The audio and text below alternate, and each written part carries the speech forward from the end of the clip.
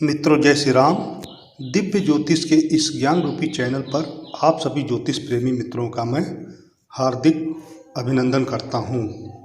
मित्रों, आज के वीडियो में हम बात करेंगे कि आपके पास धन पैसा रुपया क्यों नहीं आता है, क्यों नहीं टिक पाता है और किस प्रकार से हम इनके आसान से और सरल से नियमों के बारे में आज के वीडियो में हम बात करेंगे। तो मित्रों, आपका ज़्यादा समय ना लेते हुए आइए वीडियो की शुरुआत करते हैं और जानते हैं कि किस प्रकार से रुपया पैसा आपके पास टिकेगा। इसके ज्योतिषी कारणों के बारे में हम इस वीडियो में चर्चा करेंगे। मित्रों, ये तो आप जानते ही हैं कि पूत सपूत तो क्यों धन संचय, पूत कपूत तो क्यों धन संचय। मित्रों, हम लोगों ने बड़े बुजुर्गों के मुंह से यह कहावत कई बार सुनी होगी। यहाँ जाने अनजाने माँ सरस्वती की महत्ता को भी हम इस वीडियो में बताएंगे, किंतु वर्तमान समय में स्थिति भिन्न है। पूत सपूत है तो भी धन संचय आप, और पूत कपूत है तब भी आप जरूर धन का संचय अवश्य करें। मित्रों, आज के इस युग में अर्थात कलयुग के इस समय में लक्ष्मी जी का बड़ा बोलबाला है। पूत सपूत निकला तो कल डॉक्टर, इंजीनियर, वकील बनाने के लिए किसी बड़े कॉलेज या विद्यालय में दाखिला हमको दिलाना होगा। ज़रूरत धन की पड़ेगी। औलाद निकम्मी निकली तो कल क्या पता नहीं कितनी दफ़ा जमानत आदि देनी पड़े। उस निकम्मी औलाद के लिए काम धंधा देखना पड़े। जो कपूत खुद के लिए कुछ नहीं कर सकता, वो बूढ़े माता पिता के लिए भला क्या करेगा। ऐसे में स्वयं को वृद्धावस्था में दूसरों पर आश्रित न रहें, उसके लिए भी धन ही चाहिए। ज़रूरत फिर से धन की पड़ने वाली है।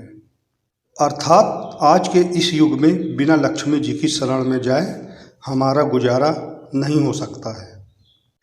मित्रों, ज्योतिषीय दृष्टि से कहने का अगर हम ये प्रयास करें तो स्थिर संपत्ति ही भविष्य की आस बनती दिखाई देती है, किंतु यहाँ विडंबना यह है कि शास्त्रों में तो लक्ष्मी जी को सदा चलायमान कहा गया है, फिर भला ये स्थिर होकर सुफल कैसे दे सकती है। आइए मित्रों, हम जन्म कुंडली में अचल संपत्ति अर्थात कुंडली के स्थिर भाव को देखने का प्रयास करें। स्थिर भाव लग्न से गिनते हुए हमको 4 मिलते हैं: धन भाव, पंचम भाव, अष्टम भाव व आय भाव। पंचम भाव जैसा कि जग जाहिर है मुख्य रूप से विद्या का भाव है। कभी आपने ध्यान दिया कि पंचम भावाधिपति और आयेश लाभेश में सदा नैसर्गिक शत्रुता होती है, अर्थात सामान्य रूप से सदा ये एक दूसरे के विरोधाभासी होते हैं।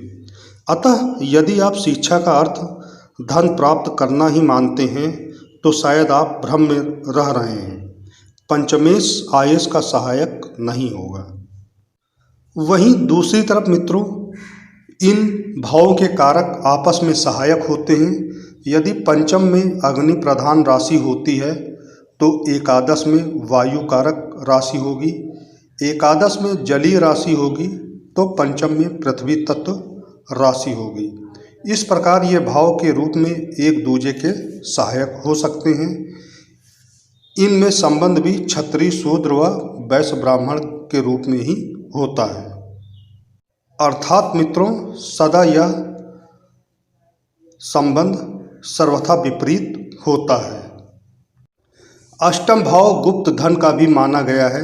अब ध्यान दें कि द्वितीय व अष्टम भावाधिपति सदा शत्रु होते हैं। संकेत यह मिलता है कि यदि आप पैतृक धन संपदा में से कुछ भी गुप्त रूप से अपने लिए निकालने की लालसा रखते हैं तो सचेत रहें, ऐसा धन आपको सुफलदायक नहीं हो सकता है।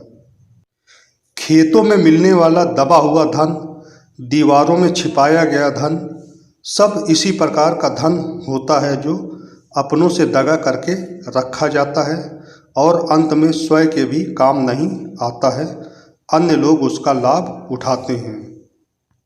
मित्रों, तो क्या धन के रूप में मनुष्य को चल संपत्ति की लालसा रखनी चाहिए? कुंडली में चर भावों की बात करें तो चारों केंद्र चर होते हैं। इनमें सुखेश व दशमेश के बीच कभी भी मित्रता नहीं होती। अब आप अपने सत्ता, अधिकार, कार्यक्षेत्र दशम के द्वारा अपने लिए वास्तविक सुख पा लेंगे।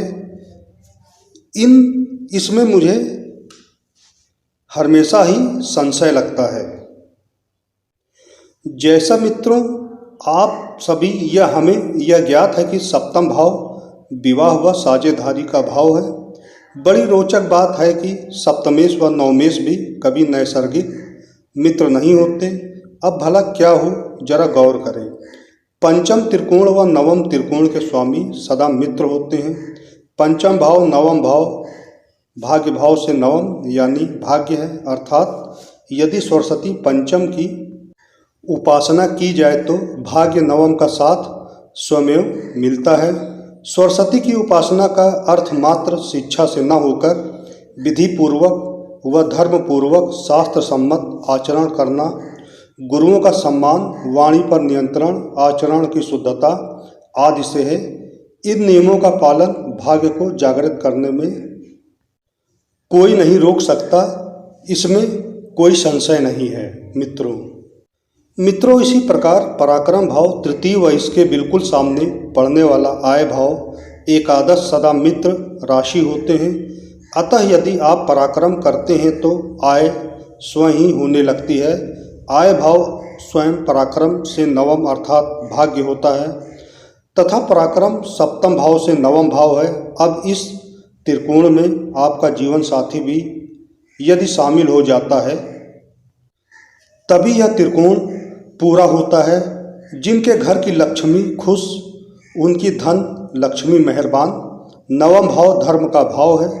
तात्पर्य यह है कि शिक्षा को धर्म मानकर ग्रहण करें व आय प्राप्ति के लिए भी धर्म पूर्वक आचरण कर पराक्रम करें। ग्रहों में कितनी भी प्रतिकूलता क्यों न हो, यह सब अपने आप ही व्यवस्थित होने लगते हैं। लक्ष्मी स्वयं आपके द्वार पर दस्तक देती हैं। जहाँ लक्ष्मी सरस्वती की उपासना होती है, जो लोग पराक्रम को धर्म मानते हैं, भाग्य उनका दामन सदा भरपूर और भरा पूरा रखता है।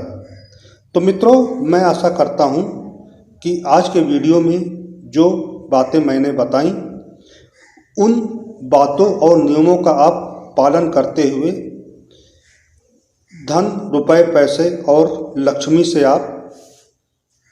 आपका दामन सदा भरपूर रहेगा।